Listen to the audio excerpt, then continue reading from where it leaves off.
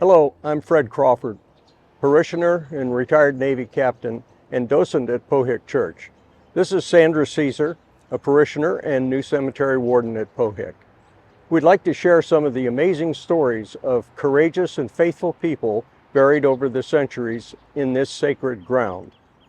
The vestry minutes indicate that burials in the churchyard began soon after construction of the church, which was completed in 1774.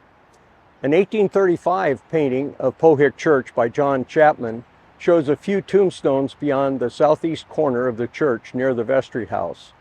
Only a few of the original gravestones survived the Civil War. They include these graves against the east wall of the church. This is the grave of William Harris, who died in 1698.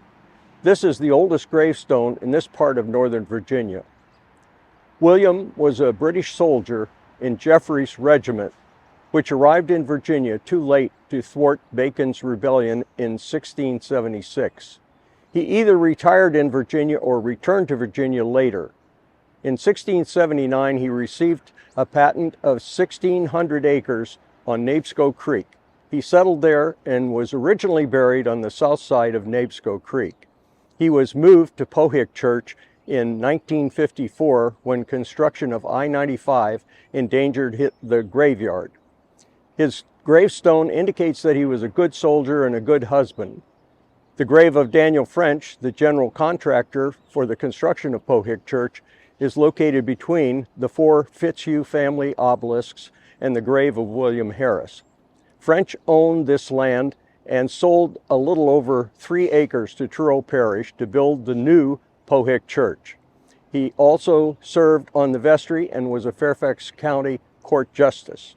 Daniel French died at age 48 in 1771, partway through church construction, leaving the job of completing the church to contract cosigner George Mason IV.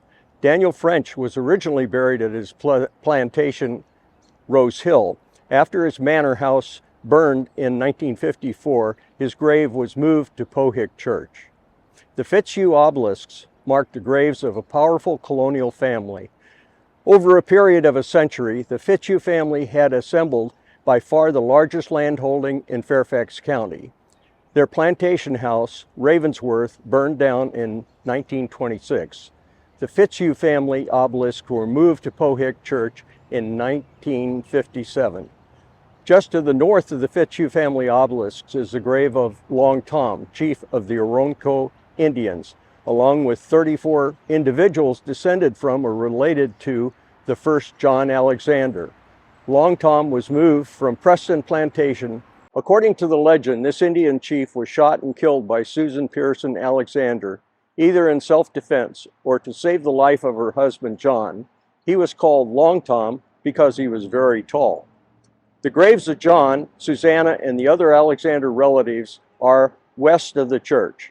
Because Long Tom nearly wiped out the progenitor of the entire family and was not well thought of by the family member supervising the reinterment, Miss Helen Chapman Calvert, was concerned that the family would resent her including Long Tom with all the family. She was afraid someone might exhume and dispose of the body. Instead of placing his remains where his gravestone lies, she worked his remains in among others and never divulged the actual locations. So Long Tom is with us forever, but we do not know exactly where. At the northeast corner of the church, there is a small stone marking the grave of Thomas Bushrod. At the time of his death in 1901, Thomas Bushrod lived across Richmond Highway from Pohick Church. He was a beloved and respected sexton or groundskeeper at Pohick Church. In 1955, a long-time vestryman, Mr. Newitt, presented a memorial to Thomas Bushrod. He explained that Thomas Bushrod was a descendant of an enslaved person freed by the Washington family.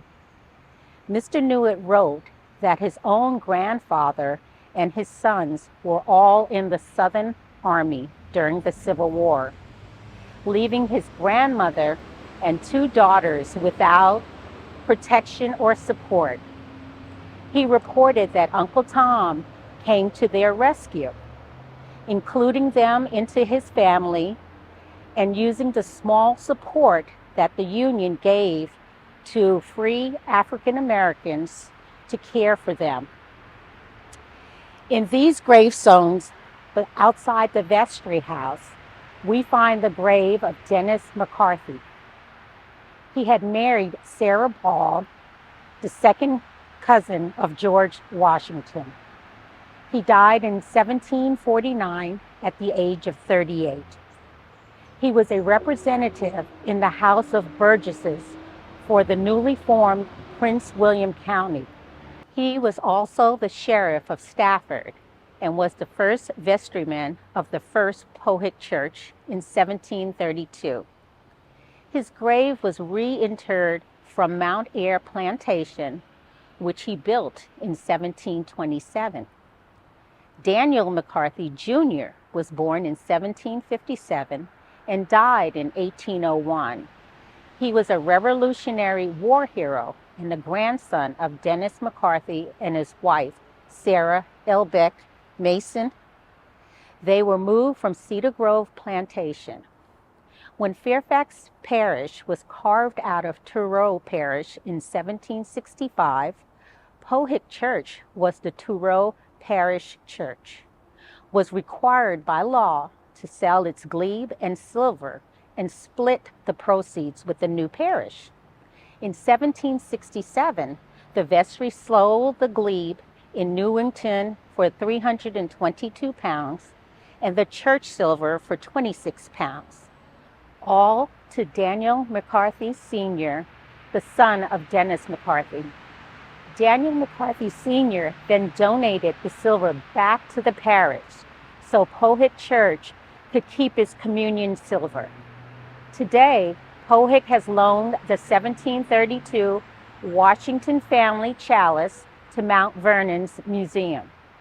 The West family was reinterred from the sepulchre at Cameron.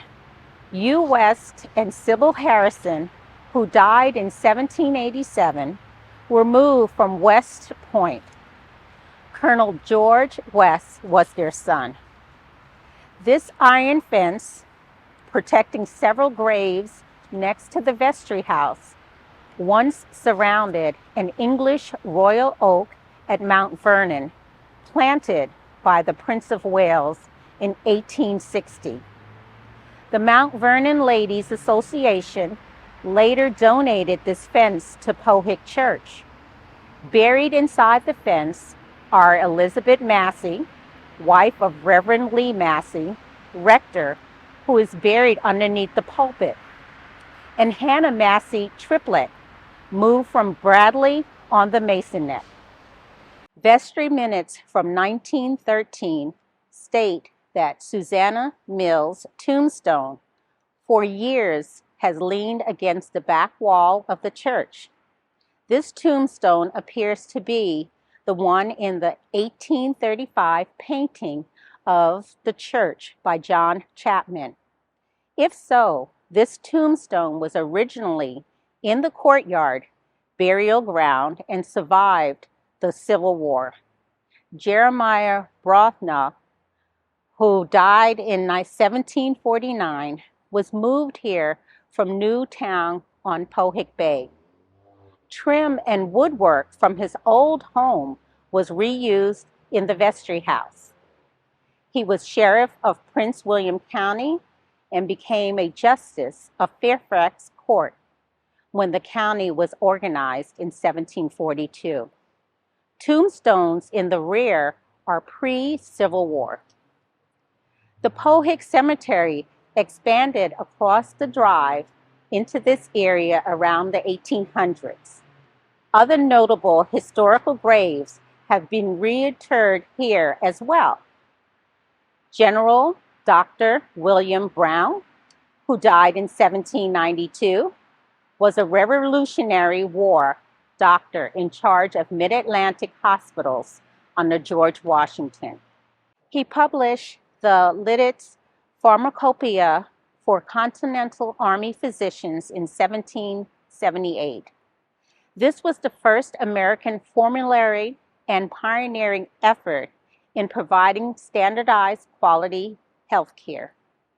He was related to the Alexander family and exhumed from Preston along with Long Tom and Alexander family. He was buried for 130 years when his grave was opened. He had been buried in a violin-shaped coffin which had rotted away. However, his skeleton, Continental Army uniform, buttons, and sword were all in perfect shape. He had dark brown hair and splendidly preserved teeth. His grave is located about 36 feet south of the big cedar tree.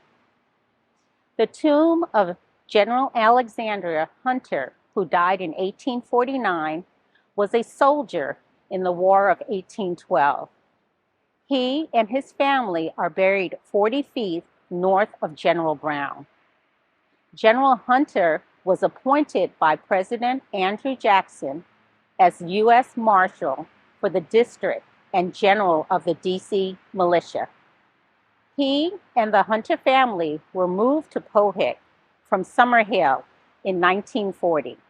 The reinterment manager, Ms. Helen Calvert Chapman, said his grave contains a Masonic hat with a plume given to Alexandria Lodge.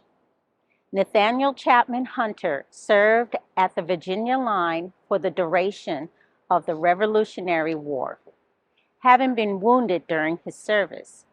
He is buried under the Hunter family tomb, 14 feet west of the big cedar tree. It is an honor and a privilege for us to share the stories of some of our nation's greatest heroes, buried or reinterred here at Pohick Church. We hope to carry their spirit forward, bridging history and future.